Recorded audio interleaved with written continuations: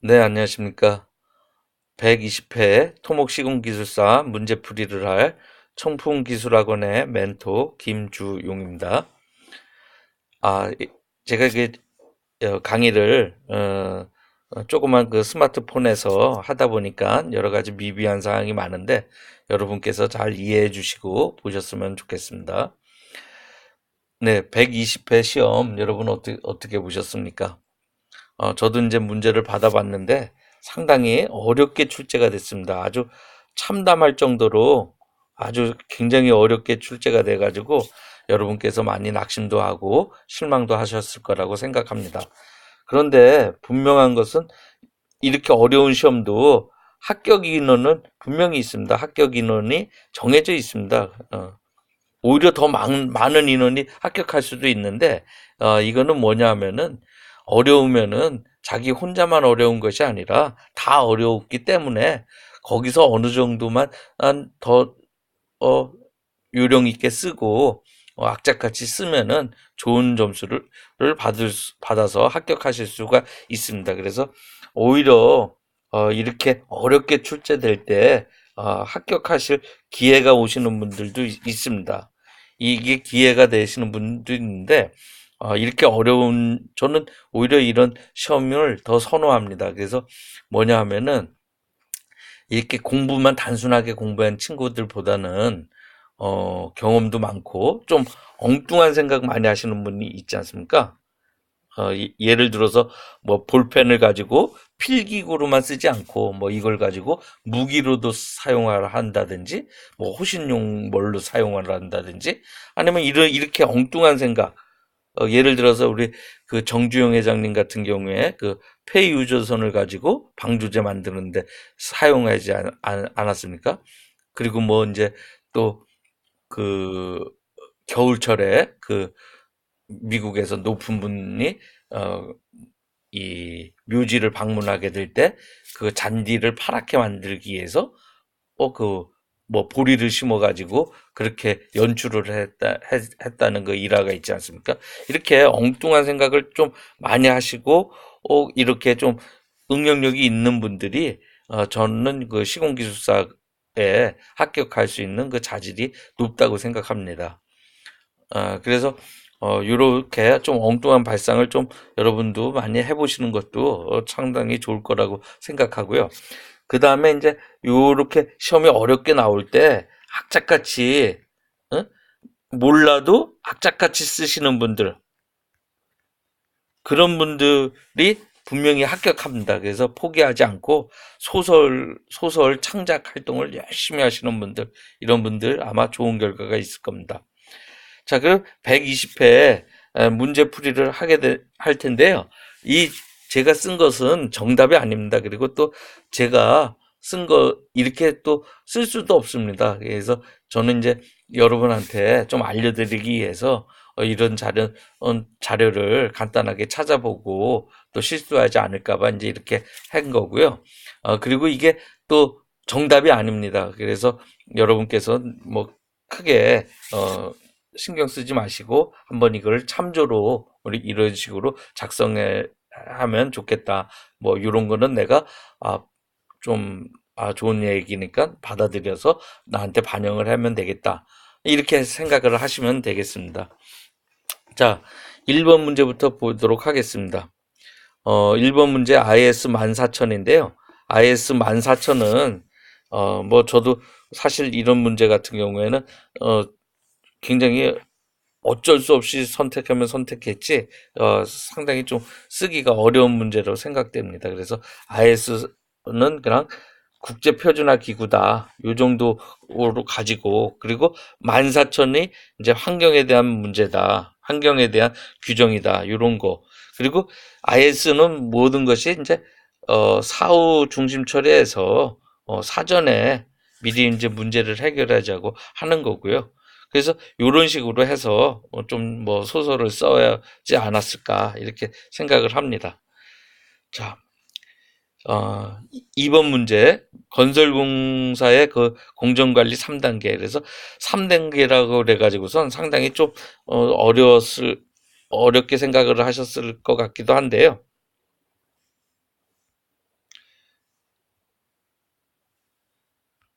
뭐, 이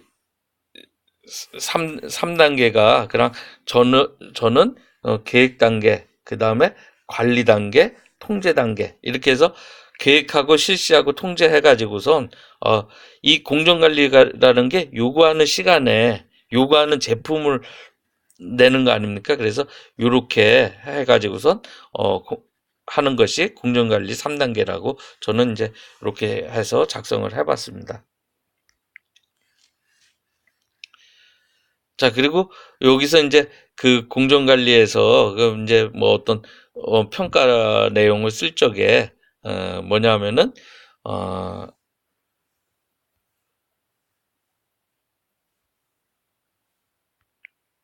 평가 내용을 이런 공정관리는 그런 이게 수작업이라든지 이런 걸로 할 수 있는 그런 사항이 아니니까 복잡한 사항이니까 전산 시스템 이런 것이 꼭 필수이다. 이런 것들 이렇게 해서 적어봤습니다.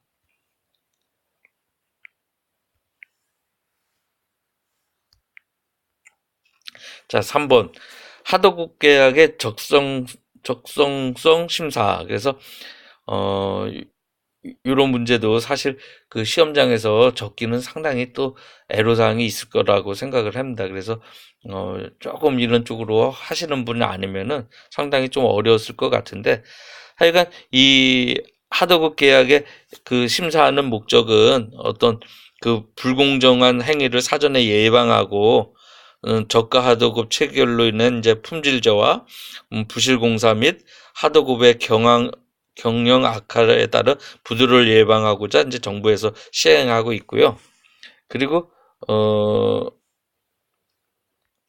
요런 것들이 이제 심사 제도가 이제 건설산업기본법하고 국토해양부 고시로 하도급 심사 기준이 있고요.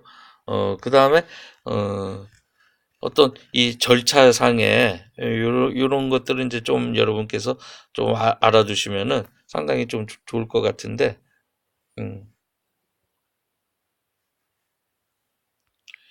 이렇게 하도급 심사 기준하고 절차가 하도급 관련 서류가 이제 원도급의 82%, 82%죠. 예, 82%거나 이하거나 이제 예전 가격의 하도급률이 예전 가격의 60% 이하일 경우에 이렇게 하도급 심사위원회를 구성해서 이제 심의를 하게 되는데 이제 82%가 원도급의 82%라든지 예전 가격의 60% 이상이 넘으면은 하도급 심사 대상이 아니죠. 그래서 심사 기준은 이제 여러 가지 가격적인 거, 시공 능력, 신뢰도, 공사 여건 등을 해가지고선 요 합산이 90점 이상이면은 90점 이상이면은 하도급 계약의 적성성이 통과되는 거고 그렇지 않으면은 이제 하도급 내용 계약을 이제 변경 요구를 할 수 있는 그런 사항이 되겠죠. 그래서 요런 절차가 있고요.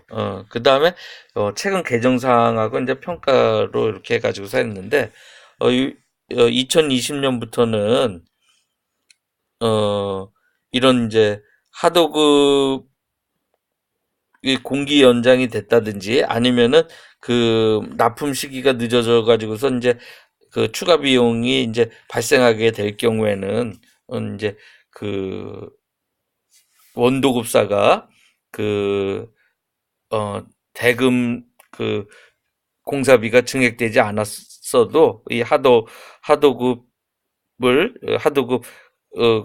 증액을 신청할 수 있다. 이렇게 이제 개정 사항이 돼 가지고 이런 것들이 이제 나름대로 업체 간에 이제 비용 처리에 도움이 될 것으로 기대한다. 이렇게 해 가지고서 이렇게 작성을 해 왔습니다. 좀 문제 4번도 이제 공대공 초음파 검증인데 이것도 이제 공대공 초음파 검증이라 그러니까 상당히 어렵게 생각을 했을 겁니다. 그래서 뭐 예를 들어서 크로스홀 소닉 테스트라든지 뭐 이런 식으로 했으면은 나름대로 이제 책에서 봤던 거를 쓸 수가 있는데 이런 것들이 이제 조금 어렵게 문제를 좀 꽈냈다고 생각을 합니다. 그래서 이런 것들이 어떤 말을 좀 바꿔서 이렇게 좀 어렵게 이렇게 출제를 하는 경향도 있으니까 이렇게 좀 어렵게 출제를 했어도 한번 유심히 잘 들여다보면은 아마도 이제 우리가 아는 문제들로 이렇게 추려내서 또 작성을 할 수 있을 수도 있습니다. 그래서 그렇게 좀 공부하는 것도 좀 다방면으로 잠자리 눈으로 좀 보시는 것이 좋을 것 같습니다. 네, 그래서 뭐 공대근 초음파 여기 있듯이 메커니즘은 뭐냐면은 어떤 음파가 갈 때 한쪽에서 이제 어, 발진을 하고 한쪽에서 수신을 하게 되는데 이게 이제 뭐 공극이라든지 아니면 이질 매질이라든지 이런 데선 튀어나가지 않습니까? 뭐 반사가 된다든지 아니면은 뭐 굴곡이 생긴다든지 이런 걸 가지고선 균질했을 때하고 이질됐을 때를 찾아내는 거죠. 이게 이제 어떤 이 초음파 검증의 특징 저거 메커니즘이라고 할 수 있겠습니다. 근데 이제 이게 평가라는 여기 보시면은 정확한 해석을 하기 위해서는 어떤 이론 지식과 경험이 필요하고 이게 또 하기 전에 현장 말뚝 시공 전에 그 검측관을 매설을 해서 그 부분에다가 발진기하고 수증기를 넣어가지고서 건전도를 측정하기 때문에 어떤 현장 전체의 말뚝의 건전도를 평가할 수가 없기 때문에 아예가 종합적으로 판단을 해야 된다. 뭐 이런 얘기를 한번 적어봤습니다. 문제 5번 보시면은 현장 타석 말뚝 슬라임 처리. 이건 뭐 누구든지 다 아셨을 거라 웬만큼 공부하셨던 분들은 작성을 하셨을 거라고 봅니다. 그래서 슬라임 발생 원인과 처리 방식에서 에어리프트 공기를 넣어줘 가지고선 슬라임을 배출시키는 방법, 그 다음에 수중 펌프 방법, 그 다음에 흡입 펌프, 석션 펌프라 그러죠. 그래서 그렇게 방식이 있고 이 평가란에서 이제 슬라임은 이거 어쩔 수 없이 현장 말뚝에서 발생하는 저기 사항입니다. 그런데 이거를 가장 최소화할 수 있도록 철근망 건입 전에는 이제 석션 펌프를 이용해서 제거하고 콘크리트 타설 전에는 에어리프트라든지 수중 펌프를 이용해서 제거하고 신속하게 타설하면은 슬라임 발생을 최소화할 수 있습니다. 그리고 또 발생된 슬라임을 우리 그 콘크리트 타설하는 그 1m 이상 묻혀가지고선 타설하게 되면은 이 슬라임이 발생한 것도 배출을 할 수가 있게 되죠. 네. 자, 문제 6번 터널 인버트 종류 및 기능. 이제 터널 인버트는 이제 그 하부 지반이 터널의 하부 지반이 약해서 융기가 된다든지 변형될 때 그 아치형으로 역아치형으로 이렇게 시공하는 것을 말합니다. 그래서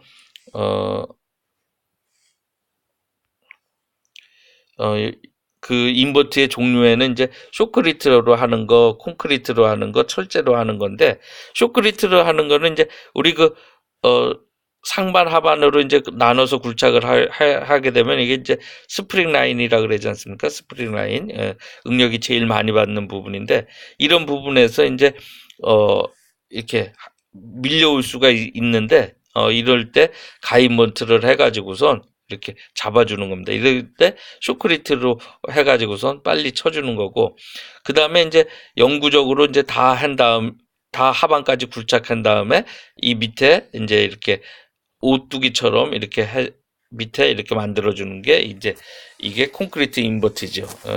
그리고 철제 인버트도 이 가인버트처럼 응급조치식으로 해서 빨리 그 강지부에다가 연결을 시켜서 폐압을 시키는 거죠. 그래서 인버트 종류는 이런 것들이 있고 기능은 또 내공 변이를 억제하거나 뭐 이렇게 빨리 폐압을 시켜서 내공 변이를 제어하는 거죠. 자, 그래서 요거는 이제 가인버트를 하게 되면은 상당히 또 공사하는데 애로사항이 많습니다. 그래서 요런 거 할 적에 주의사항이라든지 요런 거를 언급해 주면 되겠습니다.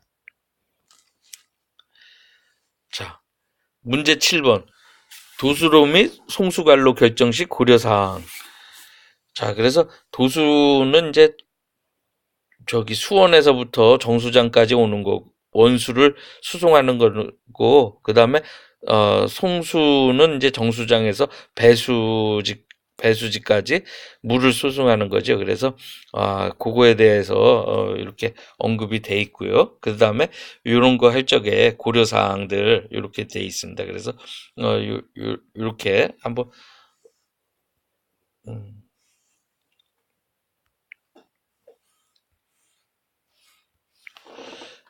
우리가 어떤 뭐 강이라든지 어떤 하천이라든지 이런 데서 이제 물을 취수를 하게 되면은 이제 펌프 해서 어, 해서 오는 거를 도수라 그러고, 그래서 정수장에 이제 들어와서 이제 뭐 침전지와 여과지를 거쳐 가지고 그 다음에 이제 정수를 해가지고선 배수지로 보내지 않습니까? 이래서 이 배수하는 걸 이제 송수, 여기를 도수라고 그러죠. 예, 그렇게 보시면 되겠습니다. 그래서 어 송수하는 거는 이제 이렇게 그 정수가 된 물이 나가는 거기 때문에 오염되지 않도록 덮개를 해야지 되는 사항이고요. 그래서 고려 사항들은 이제 여러 가지 이렇게 동수급에선 이하가 되게 하고 단거리가 되도록 한다든지 굴곡을 피해야지 되고 이상 수압을 받지 않아야 되겠죠. 예, 이렇게 해서 간단하게 이제 상식선에서 작성을 하시면 되겠습니다. 자, 소파공. 소파공은 이제 그 충격 파력을 이제 소멸시킬 목적으로 설치하는 구조물을 말하는데요. 음,